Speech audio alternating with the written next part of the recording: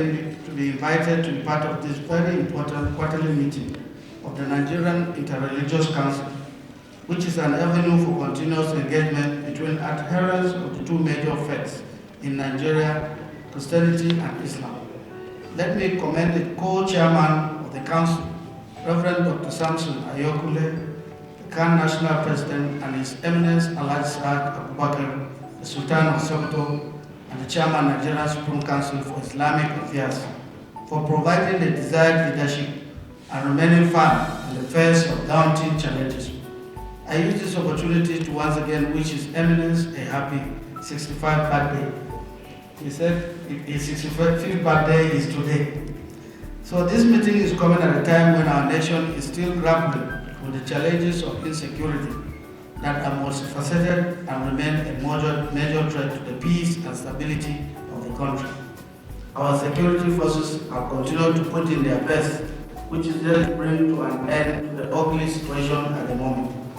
While we blame lack of equipment, adequate funding, low manpower, overstretched personnel, proper training among others for the inability of our forces to quickly overcome the level of insecurity, we must also look at other factors, such as the role of citizens and engagement in crime prevention and crisis management. The situation where crimes are given religious, ethnic, or political coloration rather than total condemnation is very worrisome. Sometimes criminals find it easy to simply shield themselves within this cover and either escape or be emboldened to commit more crimes. The past weeks in Plateau State have been very, very challenging, as we have witnessed resurgence of attacks on innocent citizens, leading to loss of many lives and destruction of properties. While we continue to take security measures to deal with criminals, such attacks are easily given ethnic or religious coloration. Such unfortunate narratives tend to overshadow the criminal conduct, as some try to brand the whole ethnic or religious group as either culprits or victims. This further fuels tensions and passions among sympathizers of either faith or ethnic groups, leading to more unrest. The criminals use this advantage to hide, escape, and become more audacious to commit more crimes. This is why even yesterday, we had to reinstate a 24-hour coffee on Jos North local government after the attacks that took place in the Alwan village of that local government, where many people were brutally murdered and properties destroyed. We took that decision in order to prevent criminals from taking advantage of the situation to loot and begin to target places of worship and other facilities. As religious, traditional, and political leaders, we must work hard to provide the leadership that guides people to isolate crimes from religious, ethnic, or political affiliation. After all, no religion promotes hate, killing, kidnapping, stealing, destruction, and intolerance. It is only when we treat criminals as criminals that we can overcome the level of insecurity we are facing in Nigeria.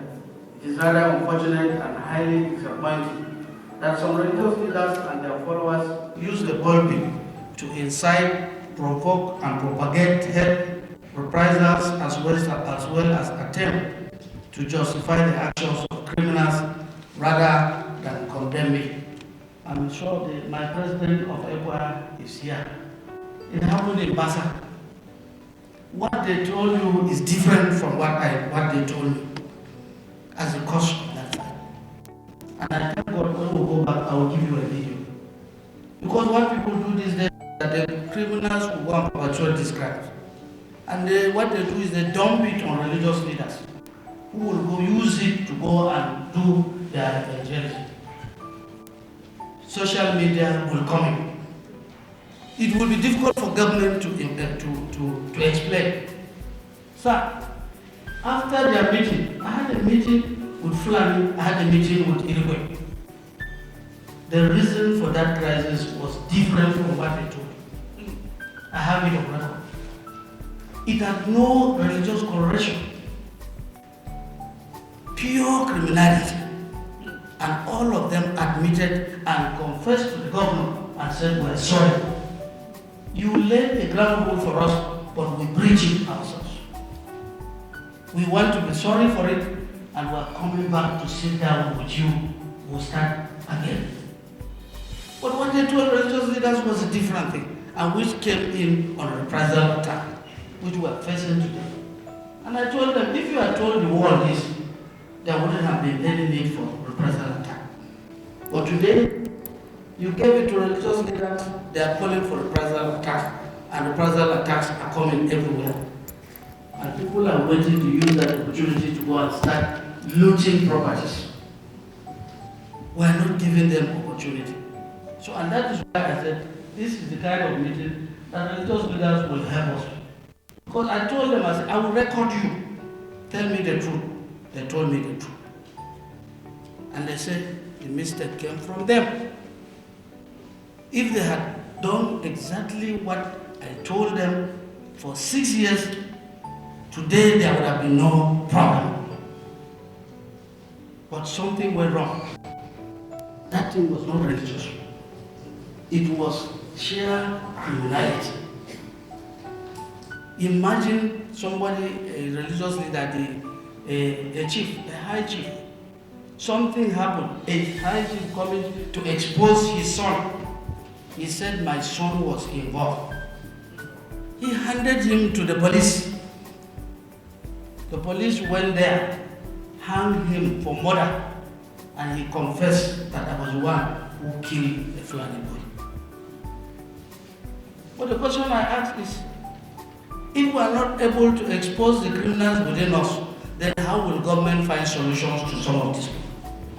They asked me, how did you get solutions to some of those problems? I said, because those people were sincere. That's what DIG was in my state. I didn't even know that he came back.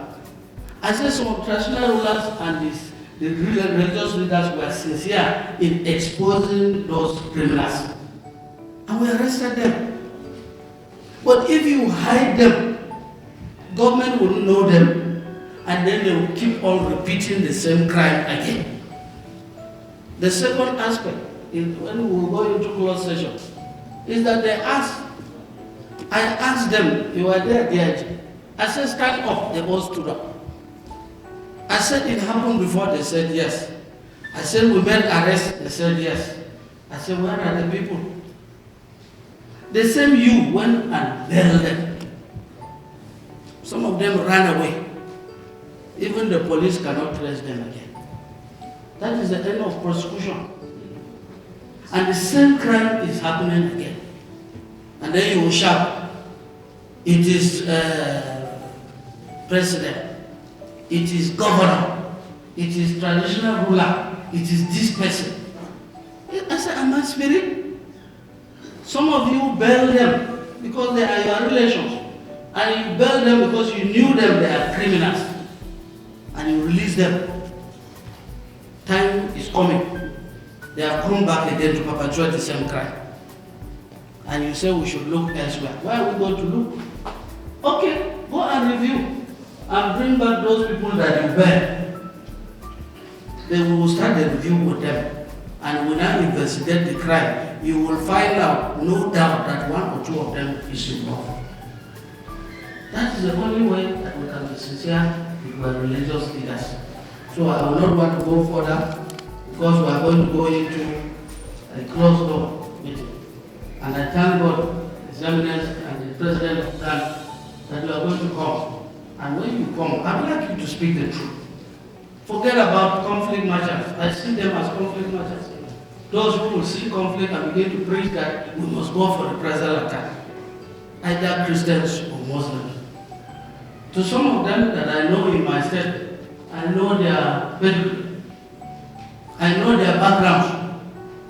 Somebody who will come and say, do this and do, they say, I said, because you are converted. That was your job. Militancy, that was your job. I'm not afraid to say it. I said, that was your job. You pretended that you have changed, but it means you have not changed.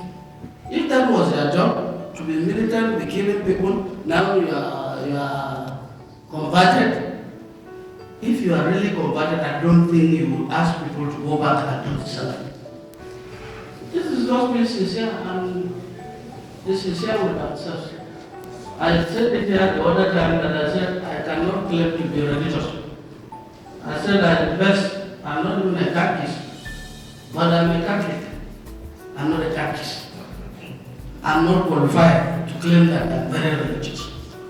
But at that, but I can claim that at any moment I stand to be sincere and say the truth anyway. So that the truth. People will say, you are not a Christian, you are going to do this, God will punish you. I said, if God wanted to punish me, he would have punished me.